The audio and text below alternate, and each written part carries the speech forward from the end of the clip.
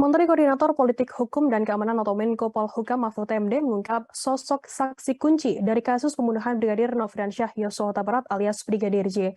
Menurutnya Baradae merupakan kunci dalam insiden yang terjadi di rumah Irjen Ferry Sambo di Duren 3, Jakarta Selatan.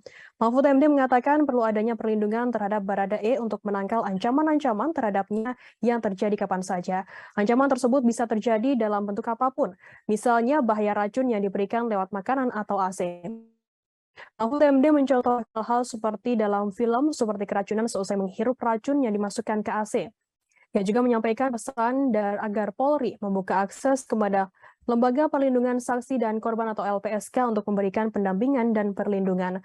Mahfud MD juga menitipkan agar Baradae diberikan akses untuk pendampingan dan perlindungan ekstra dalam proses penyidikan.